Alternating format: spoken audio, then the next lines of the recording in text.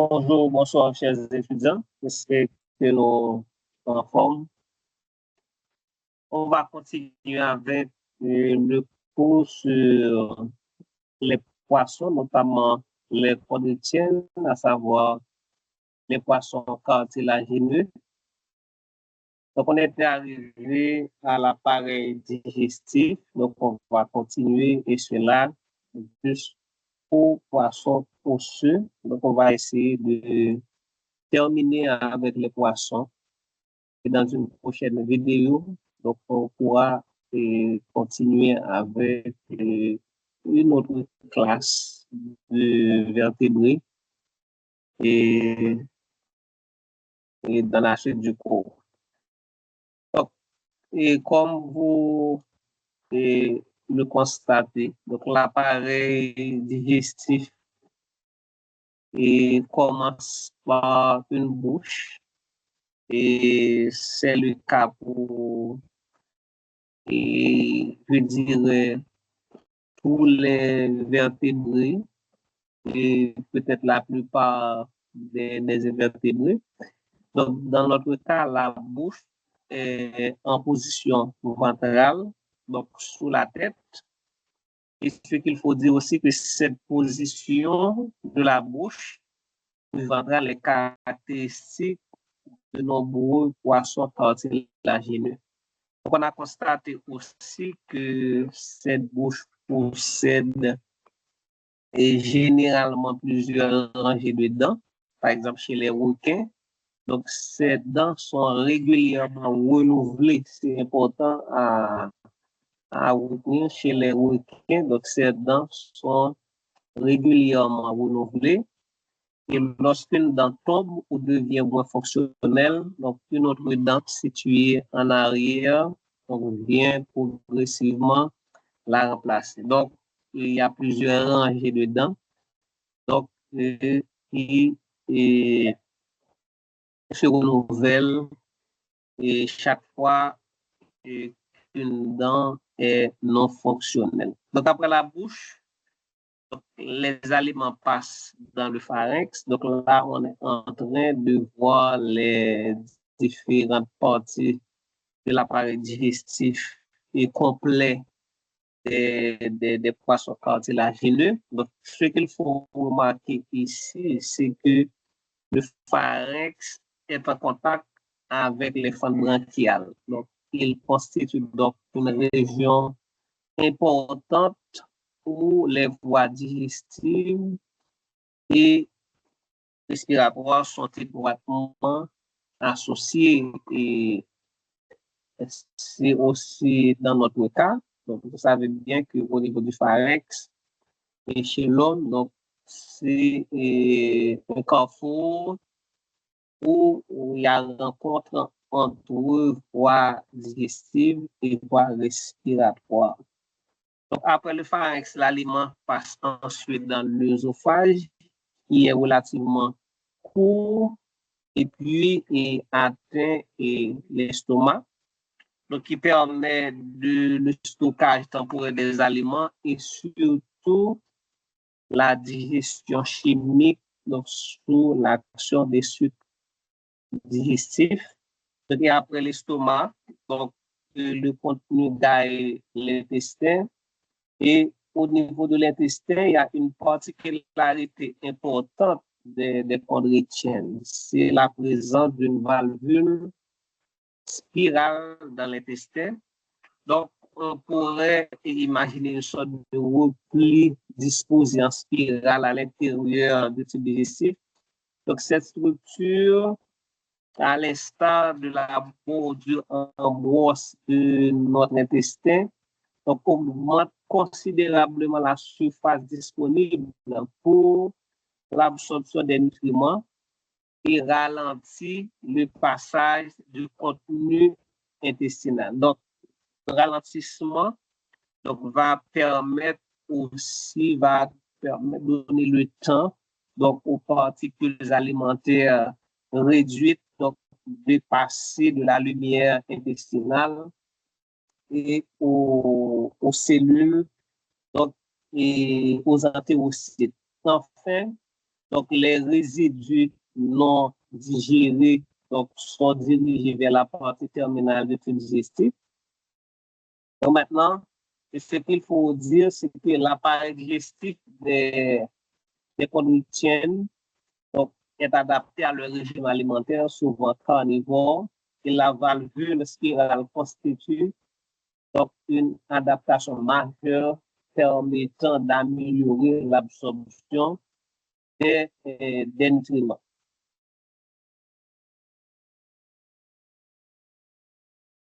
Et puis, il faut remarquer aussi une glande au niveau du rectum donc, qui participe à l'osmorégulation, okay, qui participe à l'élimination de l'excès de sel du NaCl absorbé par ces animaux.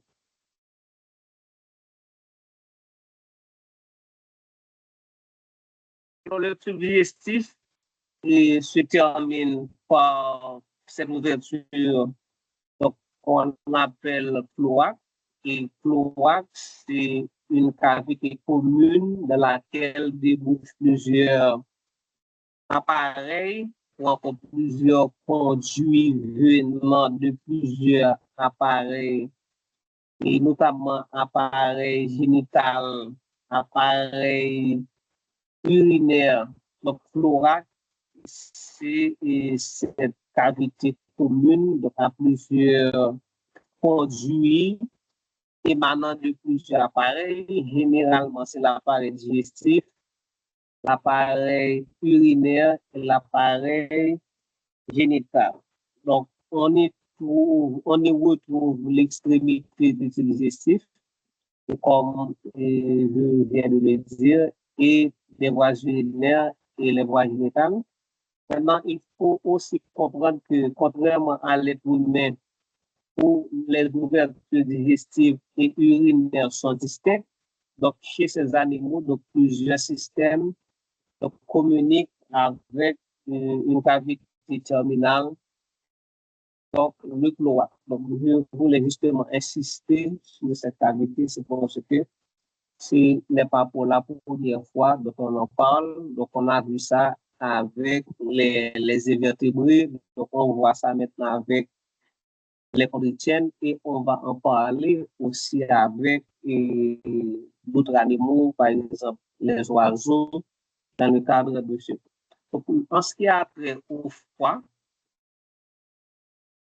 et de ces chondrichthyènes, à savoir les poissons cartilagineux, donc le foie est particulièrement volumineux et possède généralement plusieurs lobes. Okay. Et dans notre cas ici, il s'agit de 3 lobes. Chez les chondrichthyènes, donc le foie joue évidemment un rôle métabolique et digestif, et notamment par la production de la bile, mais aussi il joue un rôle très important dans la flottabilité. Okay. C'est ce qui peut-être différencie. Et c'est une différence par rapport aux autres animaux, comme par rapport aux humains aussi. Donc, notre foie n'a pas, ne joue pas ce rôle de flottabilité, mais ce rôle est lié justement au stockage et d'une quantité importante de lipides appelés squalène. Donc, et la faible densité de cette huile donc conduit, du moins contribue à réduire la densité globale de l'animal, qui facilite son maintien dans l'eau. Donc, le fait que le foie stocke une quantité importante de squalène, or, cette huile qu'on appelle squalène a une faible densité, donc cette faible densité donc, contribue à réduire donc, la densité globale de l'animal et donc facilite son maintien dans l'eau. Ensuite, il y a le pancréas et c'est aussi un autre annexe digestif qu'on retrouve chez et les chondroïtiennes. Donc, il intervient dans la digestion, donc en produisant des enzymes digestives. Donc, comme vous le savez, qui participe donc, à la digestion, la dégradation des protéines, des lipides, des glucides. Donc, maintenant, et schématiquement, on peut dire que le système digestif de ces animaux, donc, commence par la bouche, passe par pharynx, l'œsophage, estomac, intestin avec valvule, spirale, rectum et puis cloaque. Donc, ce sont là les différentes parties du tube digestif, bien entendu, avec les annexes, comme le foie, le pancréas. Donc, on n'a pas mentionné ici. Donc, ici, on vous donne les différents segments du tube digestif, les différents segments du tube digestif, tout en sachant qu'il y a des glandes annexes comme glande rectale, il y a le pancréas, il y a également le foie volumineux, donc rempli de squalène qui contribue à la flottabilité de l'animal. Donc, on n'a pas mentionné ces organes. Nous allons parler maintenant de l'appareil circulatoire de ces animaux. Donc, comme chez les autres poissons, donc la circulation est fermée. Donc, cela signifie que le sang circule toujours à l'intérieur des vaisseaux sanguins. Donc, quand on dit qu'une circulation est fermée, cela veut dire que le sang circule à l'intérieur des vaisseaux sanguins. Donc, c'est une circulation simple.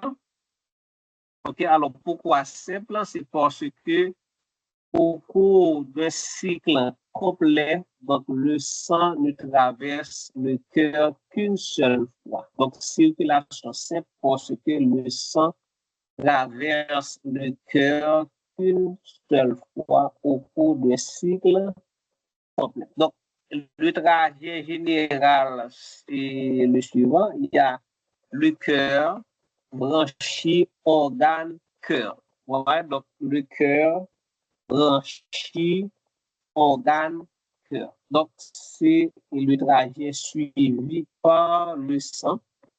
Donc, il faut dire que vous connaissez bien le rôle du cœur, donc c'est de propulser le sang dans les vaisseaux. Donc, au niveau de l'appareil circulatoire des chondroïtiennes, donc il faut dire que le cœur propulse un sang pauvre en oxygène vers les branchies. Et c'est la raison pour laquelle on va parler de sang et de cœur veineux.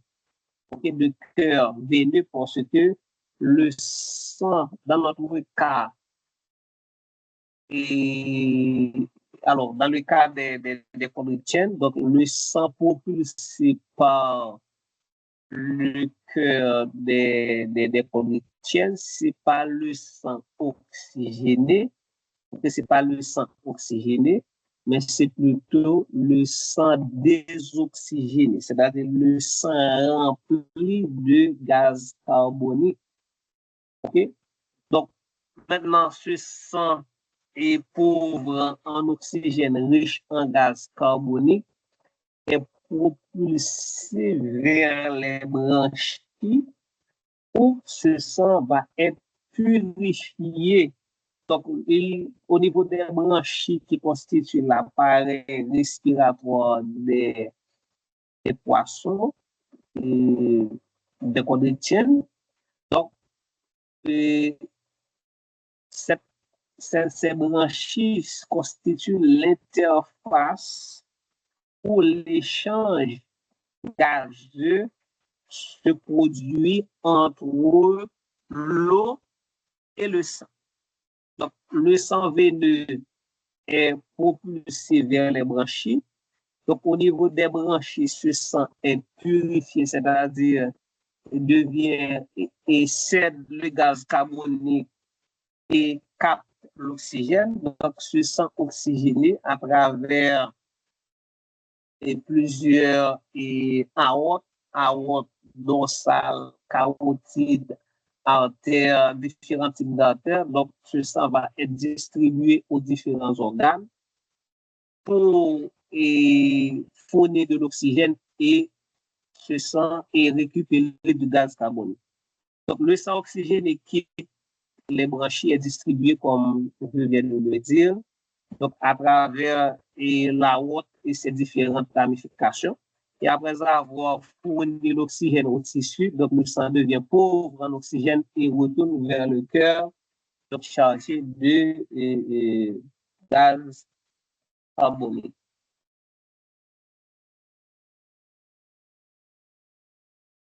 Donc maintenant, sur le schéma, qu'est-ce qu'on peut remarquer? Donc, et remarquez également la vascularisation des branchies. Donc, vous avez les artères branchiales afférentes, qui conduisent le sang vers les branchies.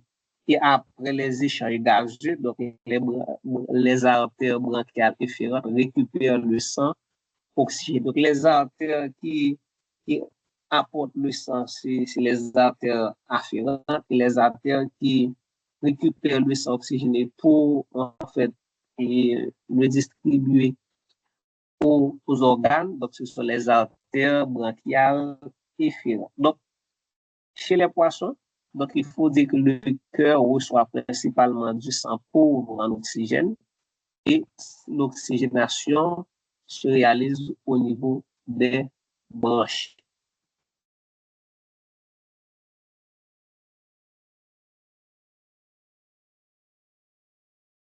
Alors là, j'avais avec l'IA, donc embelli, apporté des modifications dans les slides. Donc, c'est pourquoi ces slides sont différents et de ceux que vous avez reçus dans le fichier qui avait partagé avec vous. Donc, ouais, c'est plus attractif, c'est plus beau, c'est plus aéré aussi.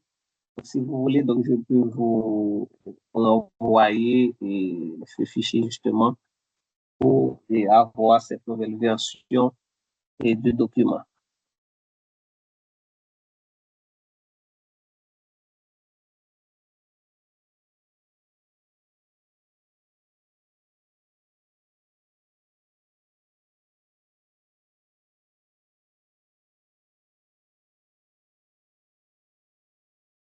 Et nous poursuivons. Alors,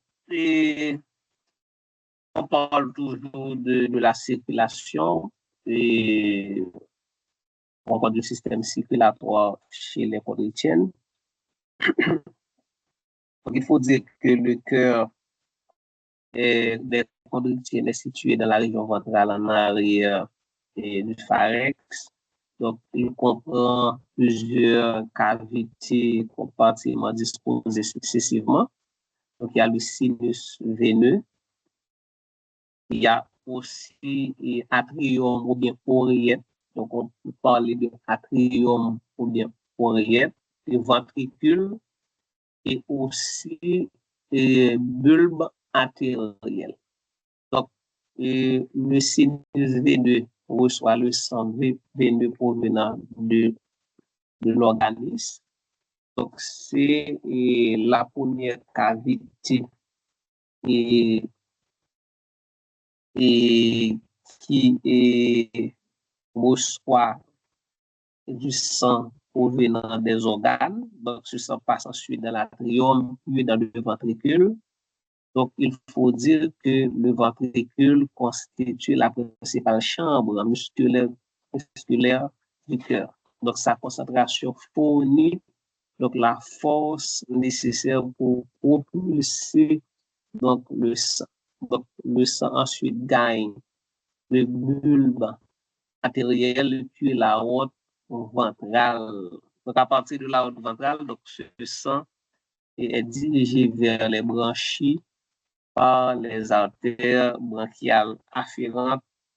Et ensuite, après la purification du sang au niveau des branchies, donc, il en ressort à travers les artères efférentes pour atteindre la haute, les carotides et les artères qui ont pour la responsabilité, qui sont en charge de distribuer le sang purifié au niveau des organes.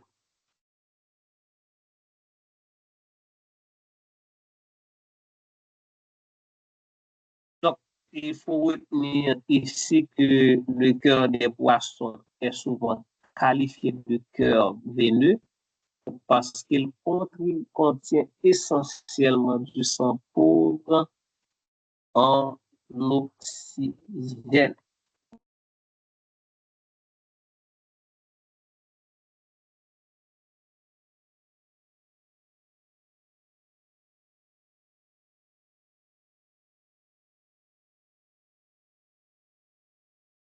Ok, nous poursuivons. Donc, il y a lieu de parler de la circulation artérielle et la circulation veineuse des poissons. Donc, la circulation artérielle correspond au trajet du sang quittant le cœur et se dirigeant vers les branchies, puis vers les organes. Donc, le sang quitte le cœur par la route ventrale, les artères bronchiales afférentes conduisent ce sang pour prendre l'oxygène vers les branchies. Donc, après oxygénation, donc on a déjà tout expliqué, après l'oxygénation, après purification du sang, les artères bronchiales efférentes récupèrent le sang et celui-ci rejoint la route dorsale et évidemment les carotides, ok, la route dorsale, les carotides, ensuite donc les différents types d'artères, artères mésentériques, artères rénales, artères caudales. Ok, donc et ces différentes artères, donc, comme je l'avais dit, donc assurent donc l'irrigation des organes, donc région céphalique, tube digestif, rein et autres tissus. En ce qui a trait à la circulation veineuse, donc elle assure le retour du sang vers le cœur, des organes vers le cœur. Donc le sang provenant des organes est collecté par différentes veines. Il existe notamment un système porte rénal et un système porte hépatique. Et puis, il faut dire aussi le système porte signifie que le sang traverse deux réseaux capillaires successifs avant de revenir au cœur. Donc maintenant, cette organisation, à savoir circulation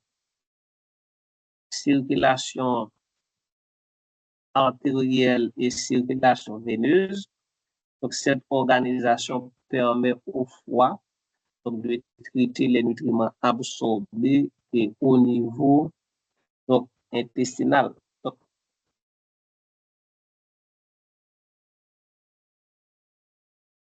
alors, ce qu'il faut retenir par rapport à la circulation, donc il faut dire que la circulation est fermée, la circulation et le système circulatoire chez les chondritiennes est fermé, c'est un système simple. Simple ne signifie pas une circulation rudimentaire, c'est plutôt que le sang passe une seule fois au cours d'un cycle au niveau du cœur. Donc, il faut aussi préciser que les réseaux vasculaires des poissons présentent donc une organisation spécialisée.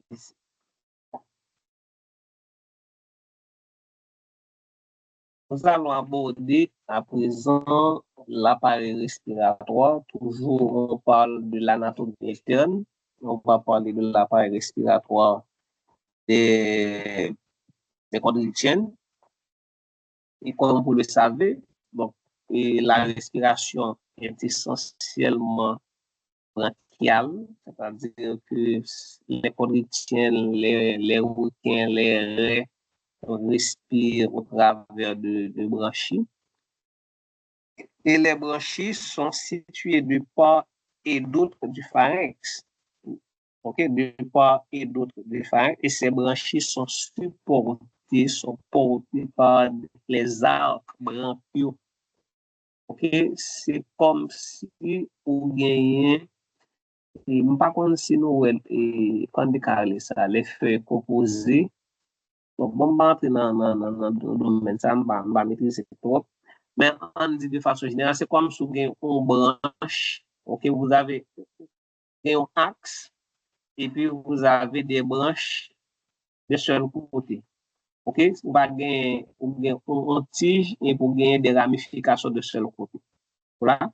Donc, les lamelles sont supportées par des arcs et branchiaux. Donc, l'eau pénètre par la bouche, elle passe dans le pharynx, puis circule au niveau des branchies.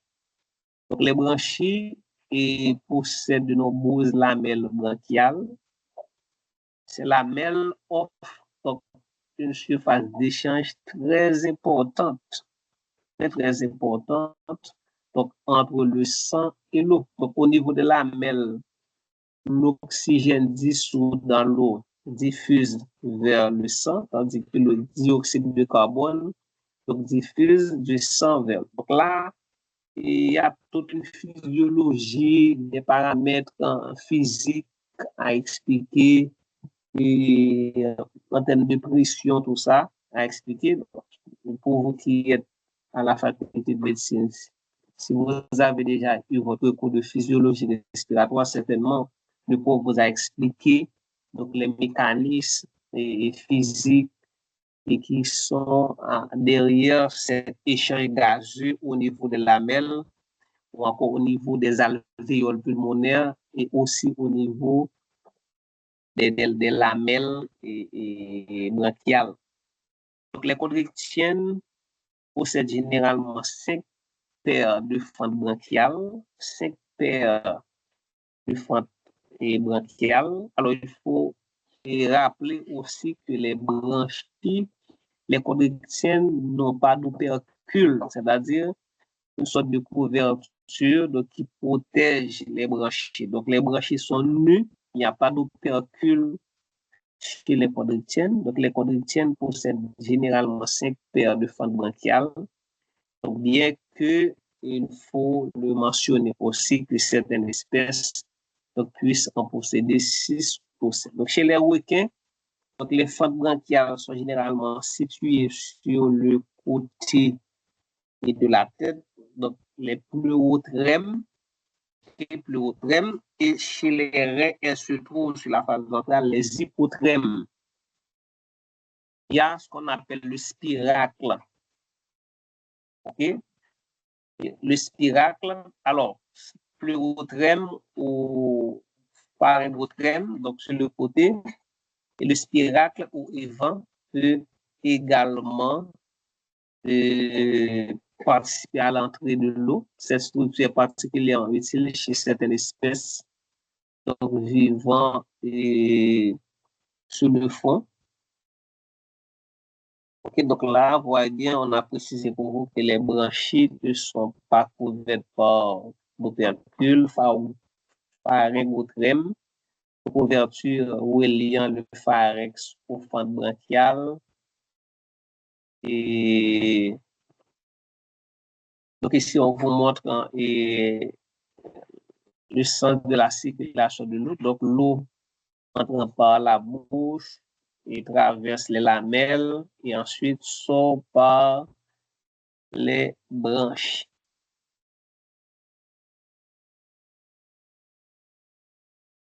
Alors, ce qu'il faut retenir par rapport à l'appareil circulatoire, bon, c'est que les branchies sont nues. Les branchies sont des surfaces d'échange spécialisées, donc permettant donc, de prélever l'oxygène dissous dans l'eau. Et la respiration est essentiellement branchiale chez ces animaux.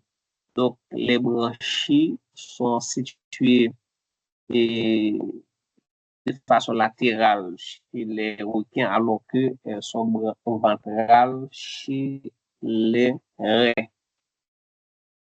Nous allons parler à présent de l'appareil respiratoire, l'appareil génital, donc l'appareil qui assure la production d'urine et la production de gamètes. Donc l'appareil urogénital chez ces animaux est particulièrement intéressant parce que et la raison c'est que les appareils urinaires et génitales donc, présentent des relations anatomiques importantes et comme je dirais chez d'autres animaux, notamment chez l'homme et notamment chez l'homme.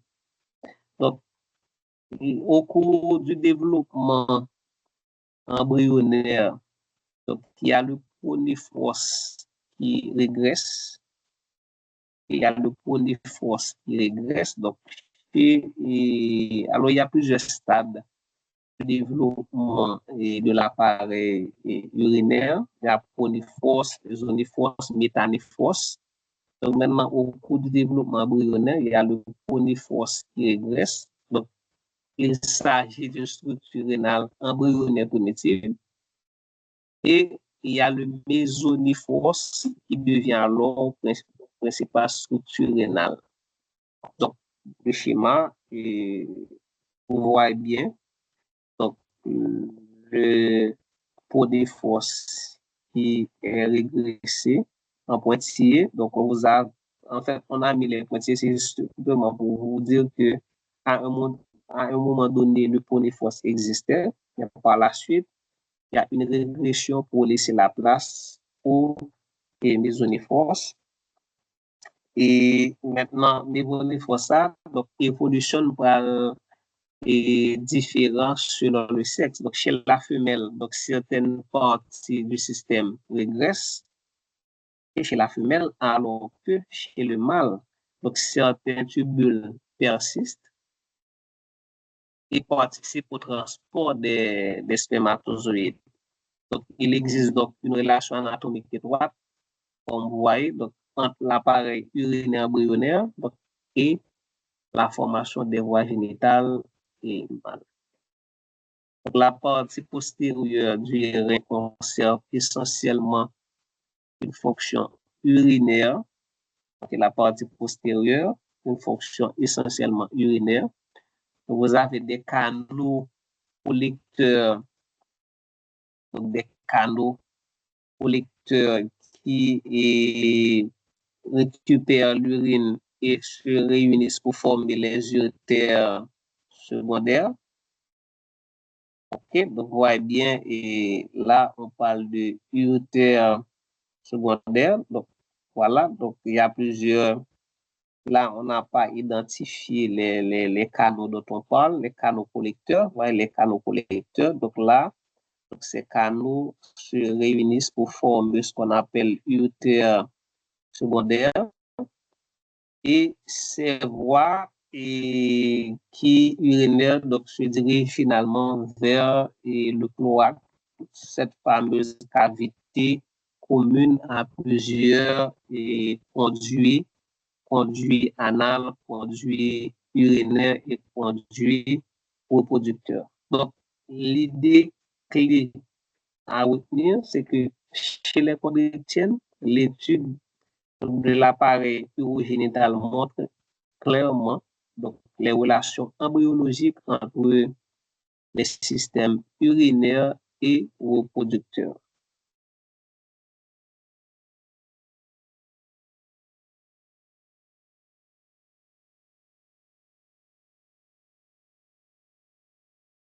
Okay, donc, nous poursuivons avec l'appareil urogénital.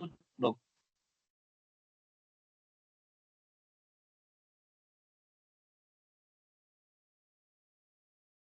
okay, donc, il faut rappeler que au cours du développement embryonnaire,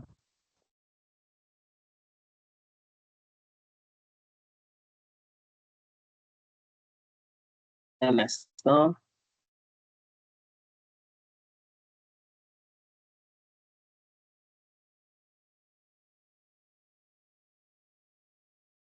ok, donc là, on va parler de la femelle et des particularités chez la femelle et le mâle. Donc,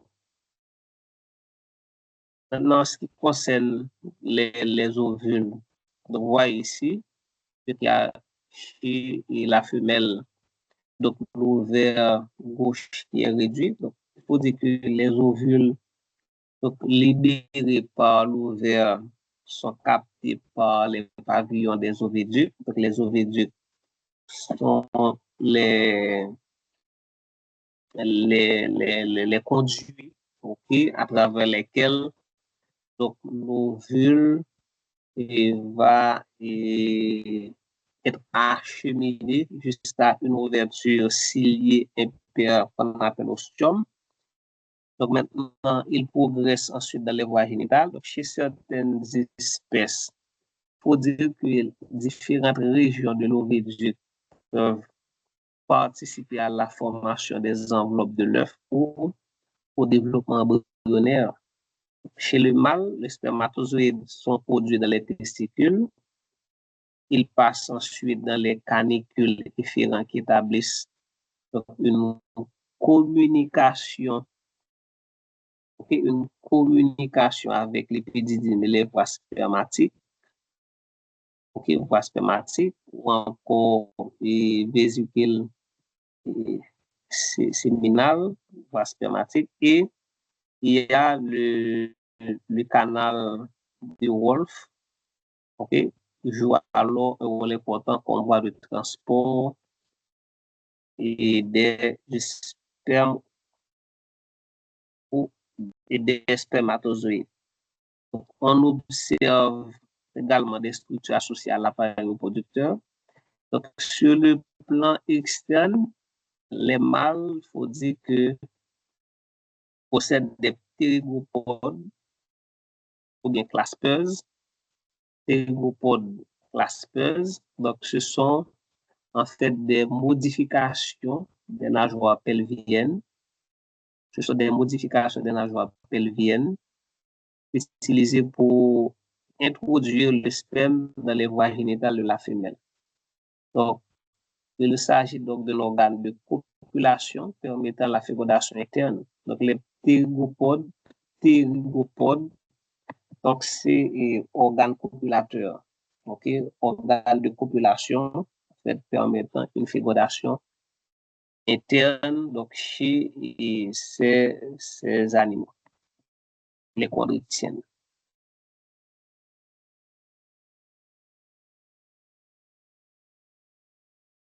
Et pour terminer avec les chondrichthyènes, donc les poissons cartilagineux, donc il faut dire que la fécondation est interne. Donc c'est important. La fécondation est interne. Donc le mâle utilise ses ptérygopodes pour transférer le sperme dans les voies génitales de la femelle. Fécondation interne, mais cependant, après la fécondation, donc, 3 grands modes de développement peuvent être observés. Donc, fécondation interne, mais après la fécondation, c'est-à-dire la rencontre des spermatozoïdes avec les ovules, donc le développement de l'œuf peut se faire de 3 manières différentes. Donc, il y a certaines espèces qui sont ovipares, c'est-à-dire que l'embryon se développe dans un œuf pondu à l'extérieur du corps de la femelle. Donc là, on vous donne des exemples, les raies, les roussettes. Donc, maintenant, pour le développement, l'embryon va utiliser des réserves, et des réserves de l'œuf. On les appelle réserves vitellines. Par exemple, dans l'œuf, il y a une protéine qu'on appelle ovovitelline, il y a l'ovalbumine de l'œuf. Donc, tout les manger œufs, on peut peut-être penser que pour il prend œufs ajustement pour nous, mais pas pour nous le faire. Il fait œufs ajustement, il y a un embryon dedans et et tout autour de l'embryon. Donc, il y a des réserves énergétiques qui permettent le développement de l'embryon. Et ce n'est pas seulement sur les graines et que vous consommez, par exemple, mangeons graines pois. Donc, graines pois, il y a un embryon là-dedans. Et justement, donc, l'embryon, ça, il est accompagné de protéines, de lipides, de vitamines, donc de tout nutriment qui permettent de les développer dans de bonnes conditions. Okay, dans de bonnes conditions. Donc, si les facteurs abiotiques tels que l'humidité, lumière, l'eau, tout bagage ça réuni, donc ça va permettre de bien développer. Donc, il y a ensuite les espèces ovovivipares et l'embryon se développe dans un œuf retenu dans l'utérus de la femelle, mais il est nourri par le vitellus de l'œuf. Donc, même si embryon, donc le fait que l'embryon se développe dans un œuf, donc, et c'est eux qui gagnent des réserves pour nourrir l'embryon. Donc, l'œuf est seulement maintenu, gardé à l'intérieur de l'animal, mais il n'y a aucun rapport entre l'animal et l'embryon, parce que l'embryon est contenu à l'intérieur d'une coquille, à l'intérieur d'une coquille, tout simplement, l'embryon reste à l'intérieur, mais l'alimentation de l'embryon, le développement de l'embryon se fait grâce aux réserves vitellines contenues dans l'œuf et gardées à l'intérieur de l'animal. Donc, on a des exemples ici, requins, marteaux, certaines raies, donc sont ovovivipares. Et puis, il y a les espèces vivipares, donc, où le développement se déroule dans l'organisme maternel. Donc là, il n'y a pas de coquille, il n'y a pas. Donc, le contact est direct entre les structures, les organes de la mère et l'embryon. Et c'est la mère qui se charge de la nutrition, de l'alimentation de l'embryon. OK? Donc maintenant, il faut donc éviter de dire que tous les requins pondent des œufs. Donc, il y a différentes stratégies reproductives chez les chondrichtien.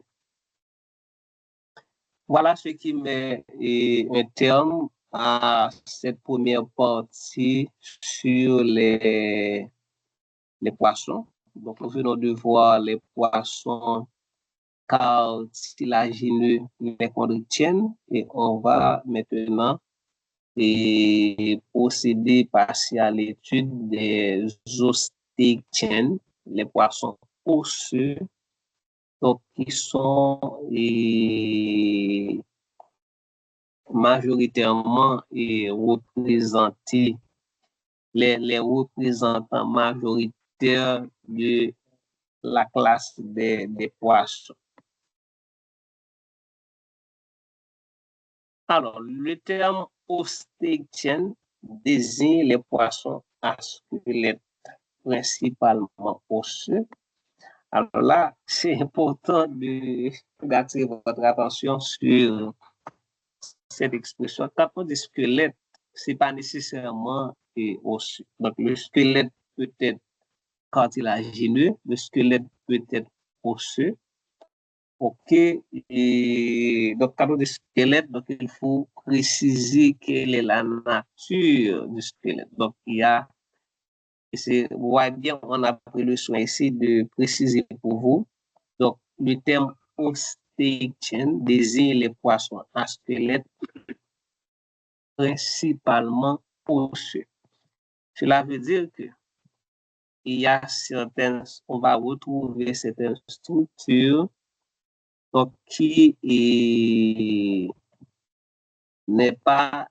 sont pas de nature osseuse. Donc, principalement osseux, c'est-à-dire il y a des exceptions, il y a des structures qui ne sont pas nécessairement osseuses.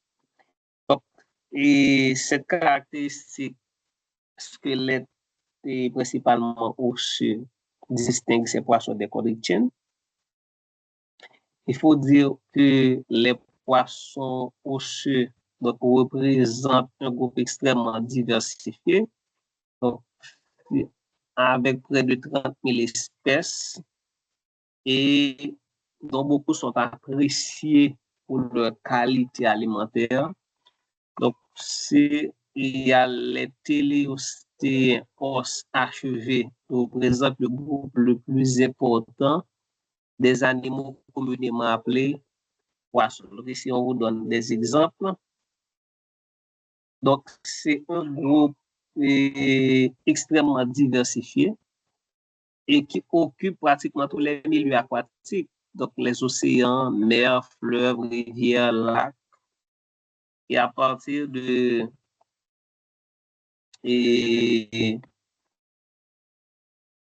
là, déjà, on vous donne les caractéristiques. Donc, ce sont des vertébrés niatostomes, anamniotes, c'est-à-dire que les petits ou encore le développement embryonnaire se fait hors du sac amniotique, respiration bronchiale et qui possède des membres de type nageoire. Alors, on va passer en revue les différentes caractéristiques des ostéichthyènes.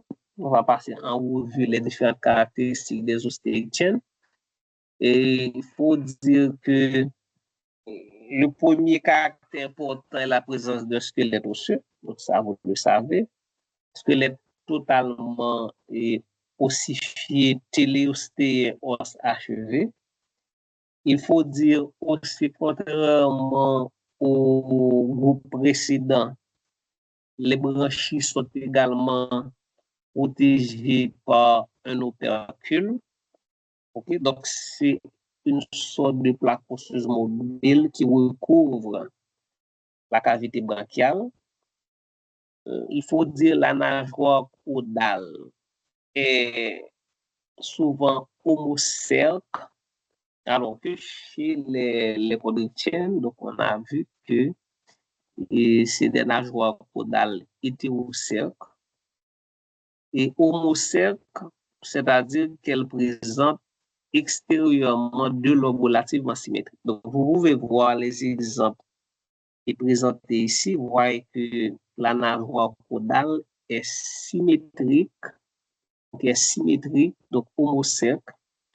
Donc, le corps est généralement recouvert d'écailles et chez les chondrichthyènes, les écailles sont des écailles placoïdes, okay, qui ont la même structure avec les dents et très rigides, solides, et qui baillent tégument et chondrichthyènes ont un aspect rugueux. Okay, alors que chez les ostéichthyènes, les écailles sont qualifiées d'élasmoïdes. Ce sont des écailles élasmoïdes. Donc, on verra dans la suite les différents types d'écailles élasmoïdes, cycloïdes, etc. Donc, le corps de ces poissons, les poissons osseux, donc, est recouvert d'écailles élasmoïdes. Il y a les branchies, bien entendu, qui assurent l'échange gazeux, okay, et bien protégées par un opercule. Et puis, ce qu'il faut dire aussi comme caractéristique, de nombreuses espèces possèdent une vessie natatoire. Donc, chez les chondrichthyènes, c'est le froid avec cette huile qu'on appelle squalène de faible densité qui contribue à la flottabilité. Mais chez ces poissons, les ostéichthyènes, c'est cette vessie natatoire qui va assurer la flottabilité. Donc, cette vessie, cette structure remplie de gaz, donc participe, bien entendu, au contrôle de la flottabilité. Donc, la digestion et l'organisation des organes internes présentent également certaines particularités donc, que nous apprenons progressivement au fur et à mesure que on va pas avancer avec. Mais ce qu'il faut dire, enfin, c'est que il y a les nageoires. Donc, chez ces poissons, il y a des nageoires paires et des nageoires impaires. Et des nageoires paires et des nageoires impaires. Donc, les nageoires paires, c'est les nageoires pectorales, les nageoires pelviennes. Après ça, on a des nageoires impaires et anales et caudales et nageoires dorsales. Donc, je pense qu'on a bien possibilité pour nous parler de ça en détail dans la suite du cours. Alors, en ce qui a trait à la morphologie externe, et des ostréichthiennes, il faut dire que le corps, et comme vous voyez ici, présente généralement une forme fusiforme et qui est favorable au déplacement dans l'eau, okay, qui augmente l'hydrodynamisme. Et au niveau de la tête, qu'est-ce qu'on observe? On observe les narines, les yeux et la bouche. Et comme déjà dit, les branchies qui sont recouvertes par un opercule. Et derrière l'opercule, on retrouve la fente operculaire par laquelle l'eau ressort après être passée par les branchies. Et puis, on peut aussi observer une ligne rouge, je dirais, et séparant l'animal en une moitié dorsale et une moitié ventrale. Donc, cette ligne rouge qu'on appelle ligne latérale, qui est un organe de sens qui permet à l'animal de détecter les mouvements de l'eau, de détecter les vibrations qui traversent l'eau. Donc, c'est un organe sensoriel donc, qui permet au poisson d'apprécier son environnement, les mouvements et l'agitation qui règne tout autour de nous. Donc, les nageoires paires sont les nageoires pectorales et pelviennes, et c'est ce qu'on considère comme des membres. Okay? Donc, les membres chez ces animaux, ce sont les nageoires paires qui sont pectorales et pelviennes. Donc, pectorales, c'est à l'arrière de la tête. Pelviennes, c'est après les nageoires pectorales. Donc, c'est une nageoire de chaque côté. Et il faut dire que la nageoire impaire comprennent donc, généralement nageoire dorsale. Vous voyez nageoire dorsale, il y a nageoire anale, nageoire caudale et homocerque symétrique. Et chaque nageoire, ça a eu un rôle spécifique. Il y a qui participe à l'équilibre et à la flottaison, il y a qui participe au déplacement. Par exemple, la nageoire caudale assure principalement la propulsion, c'est-à-dire le déplacement vers l'avant. Et les autres nageoires participent à l'équilibre, au freinage et au changement de direction à gauche, à droite. Donc voilà. Donc, nageoire, donc c'est au même qui est assuré, donc je dirais, le déplacement de l'animal.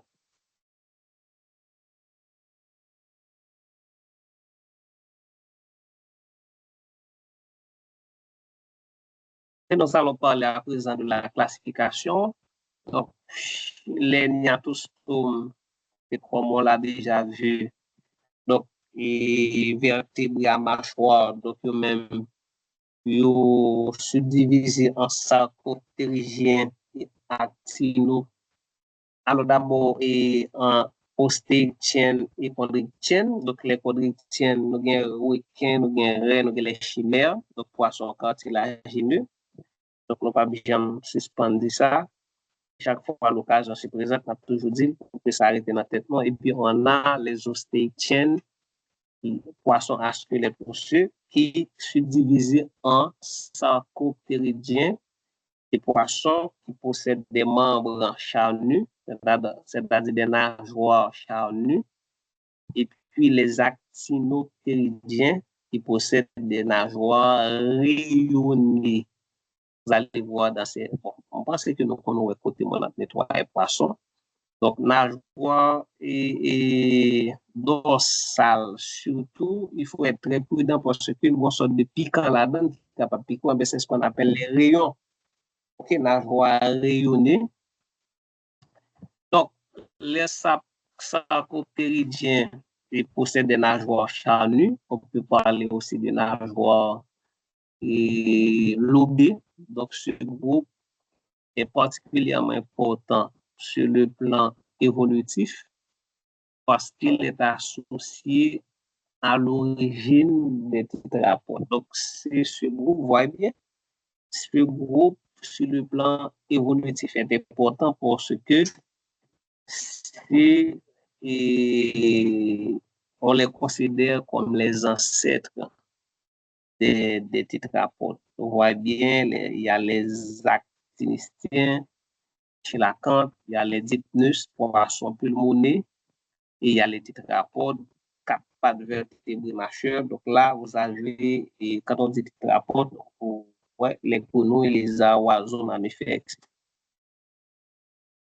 Et puis, il y a les actinoptérygiens qui possèdent des nageoires soutenues principalement par des rayons.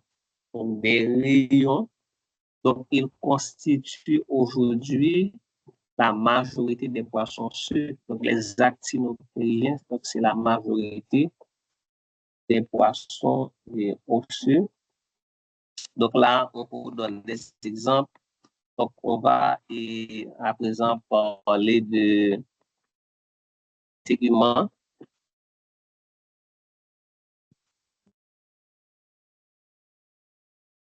Alors, en ce qui concerne des téguments chez ces poissons osseux, il faut dire que l'épiderme, le tégument comprend l'épiderme et le derme, donc il n'y a pas l'hypoderme.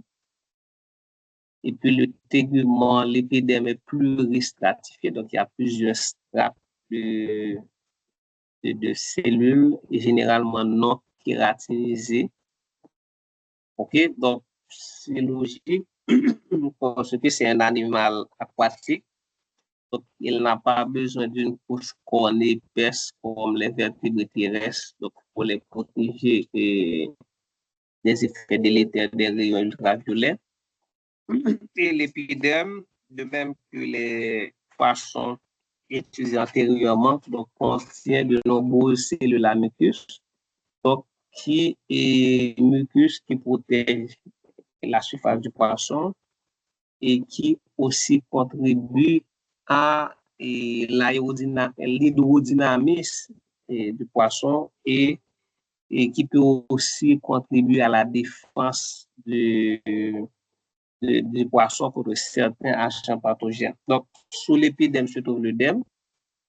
Donc, le derme comprend différentes couches de tissus et conjonctifs. Nous avons derme lâche, derme dense.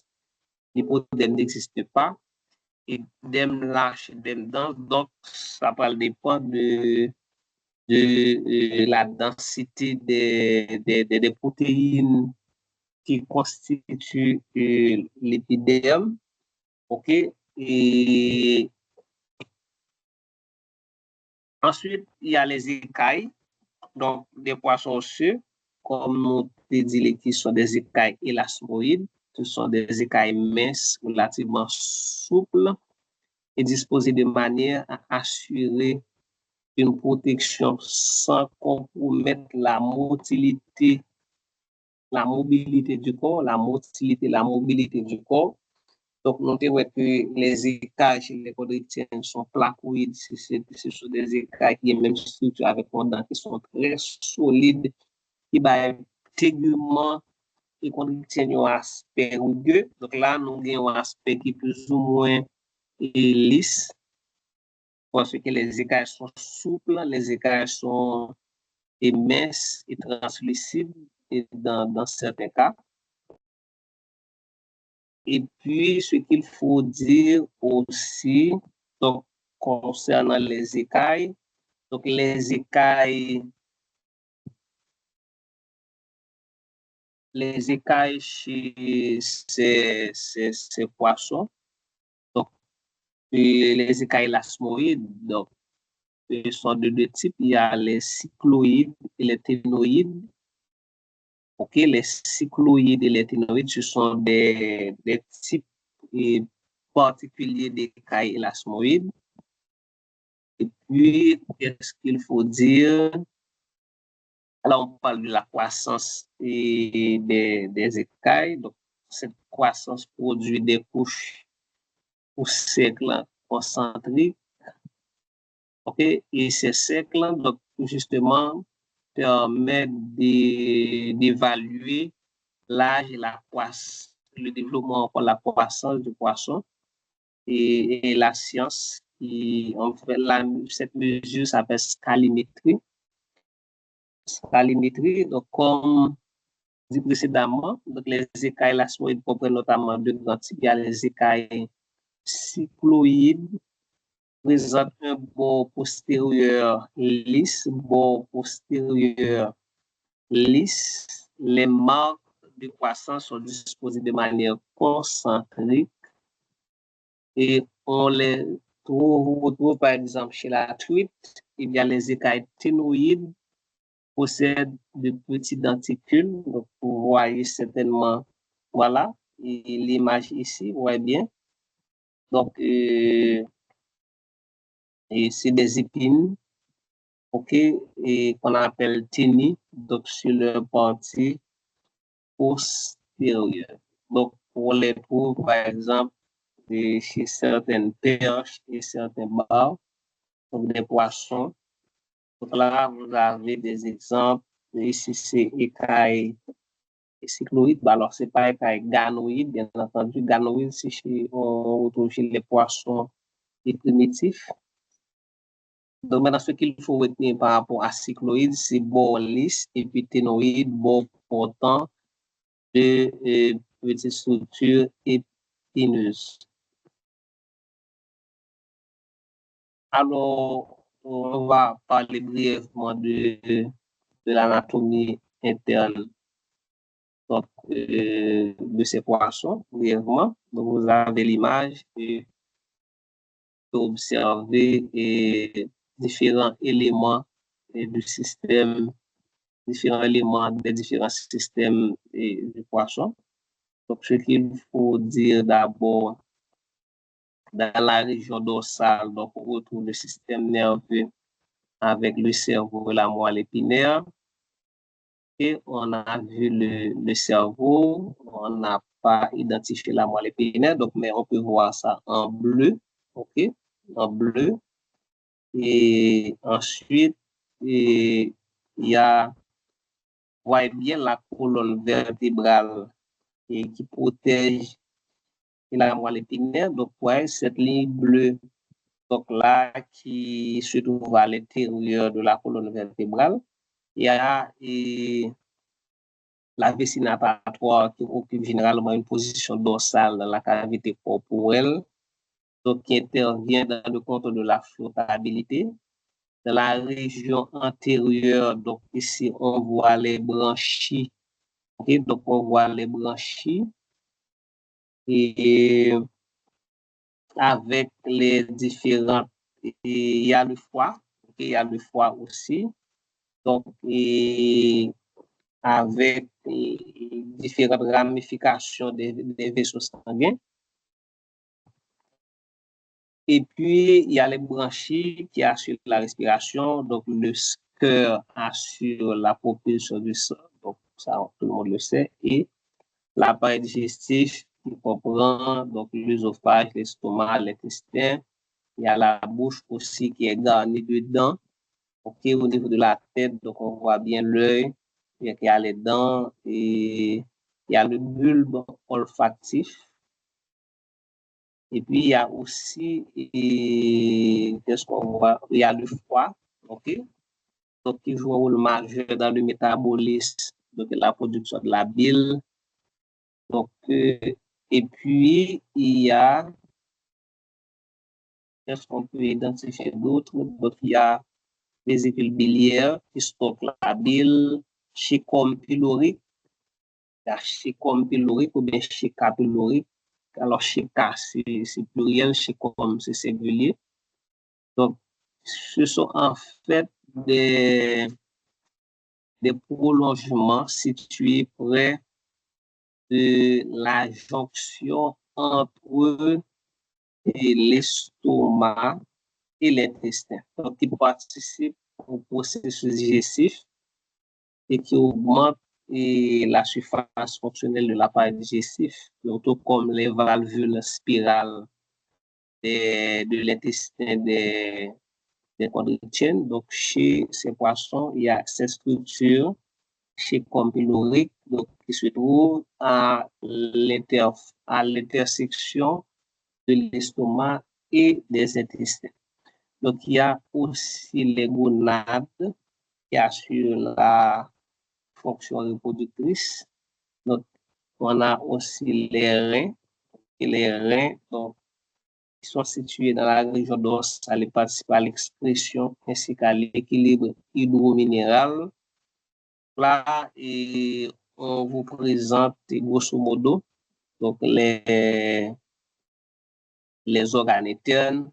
Donc, ce n'est pas aussi bien développé que les précédents, mais on sait et tous le rôle joué par ces organes. Donc, branchies et respiration, cerveau, centre de coordination de contrôle, foie, métabolisme, intestin, digestion, absorption, gonade, reproduction, vessie natatoire, flottabilité, rein et filtration du sang, etc. Donc, vous avez les différentes parties de l'anatomie interne et leur fonction. Et puis, brièvement, donc, on va parler de squelette. On va parler du squelette. Après, on va parler de la bouche et pour terminer, faire une comparaison entre les chondrichthyènes et les ostiens. Donc, il y a un tableau qui résume donc, la différence entre ces deux catégories d'animaux. Donc, chez l'embryon, et comme vous le savez, ces animaux dont on parle là, ce sont des chordés. Ce sont des chordés. Pourquoi? C'est parce que au stade embryonnaire, donc le squelette, c'était la corde. Okay? Le squelette, c'était la corde. Donc, chez l'embryon, la structure axiale initiale est la corde dorsale, et c'est la raison pour laquelle on les appelle des chordés. Nous aussi, nous sommes des chordés. Donc, au cours du développement, donc, et cette corde dorsale est progressivement remplacée et entourée par les éléments de la colonne vertébrale. Et dans les vertèbres, il y a justement un vestige de cette corde. Okay? Dans les vertèbres, il y a un vestige de cette corde dorsale embryonnaire. Et chez l'adulte, donc il faut dire que le squelette est principalement osseux. Donc le crâne, comme c'est présenté ici, comprend deux grandes composantes. Il y a le neurocrâne. Donc vous revoyez le neurocrâne et splanocrâne. Donc neurocrâne, c'est cette partie du crâne qui protège l'encéphale et les organes sensoriels, alors que le splanocrâne lui-même est associé aux arcs viscéraux et participe notamment à la constitution des mâchoires et de l'appareil branchial. Donc, on ne va pas entrer dans les détails anatomiques que nous voyons là qui gagnent dans le schéma. OK, dans ces détails anatomiques. Maintenant, Et ça, c'est une différence importante avec les chondrichthyens et les ostéichthyens. Donc, il faut dire que chez les poissons osseux, donc de nombreux éléments initialement cartilagineux donc, sont progressivement remplacés par des tissus osseux. OK? Et bon, c'est normal parce qu'on parle de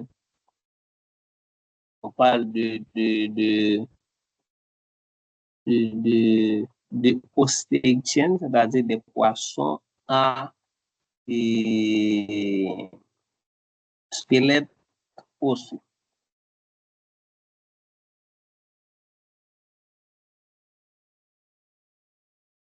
OK, maintenant, avant-dernier slide. Donc là, en fait,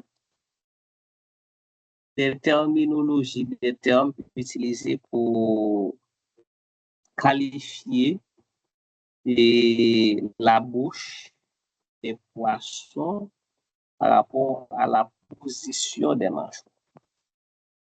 Par opposition à la position des mâchoires. Mais ce qu'il faut dire d'abord, c'est que cette position est en relation avec le mode alimentaire, le mode d'alimentation du poisson. OK? Par exemple, la bouche orientée vers le haut super, donc c'est des poissons qui ont tendance à s'alimenter vers la surface de l'eau. Est-ce que vous comprenez? Donc, elle est souvent, il y a la bouche inférieure qui est orientée vers le bas, donc elle est adaptée à la recherche de nourriture sur le fond. Par exemple, excusez-moi, la carpe commune constitue un exemple classique. Il y a une bouche terminale qui est située à l'extrémité antérieure du poisson. Donc, les mêmes les permettent à poisson de capturer des aliments situés devant le poisson. Donc, il n'est pas ni en l'air, ni en bas, ni devant. Donc, la bouche est terminale, par exemple, sardine. Donc, les sardines, c'est un poisson qui a une bouche terminale. Il y a la bouche protrusive, c'est-à-dire qui se projette vers l'avant. OK? Donc, ce mécanisme augmente la capacité de capture des proies. Par exemple, le brochet. Le brochet, c'est un exemple de poisson avec bouche protrusive. Et enfin, nous gagnons un exemple de bouche en entonnoir. Alors là, il faut bien préciser que donc, c'est une lamproie. Donc, on a déjà étudié cet animal et ce sont des agnates, c'est-à-dire des animaux qui ne possèdent pas de mâchoire. Donc, on l'a mis ici, mais ce ne sont pas des héniatostomes ou encore ce ne sont pas des vertébrés à proprement. Et alors, ce ne sont pas des animaux à vertèbres ossifiés. OK? À vertèbres ossifiés. Donc, ce sont des vertébrés, mais vertébraux, donc, ne sont pas ossifiés. Maintenant, pour en fait terminer, comme je vous l'avais prévenu, donc ce tableau en fait dresse la comparaison entre les poissons osseux et les poissons cartilagineux. Donc, de côté, on a les ostéichthyens, téléostéiens, télos, qui signifie fin achevé, ostéen, os. Et puis, de l'autre côté, on a les quadrichthyens ou encore les sélaciens. Donc, je vous laisse apprécier cette comparaison. Donc, comme toujours, le cours sera posté sur ma chaîne YouTube. Donc, je vous conseillerais de visualiser, de regarder, de visionner le cours sur la page YouTube de façon à ce que nous sommes capables de possibilité de poser des questions, réagir dans la rubrique commentaires. Donc, si nous regardons seulement à travers les liens que nous pour nous, on n'a pas pu accès à la rubrique commentaires. Donc, on partage avec nous et coordonnées qui permettent de accès à la page. Donc, prochain collant, donc, nous va parler des amphibiens, c'est ça, des amphibiens et arômes, poissons, amphibiens, reptiles, oiseaux, mammifères. Dans le prochain cours, donc, on parle des amphibiens. À la prochaine.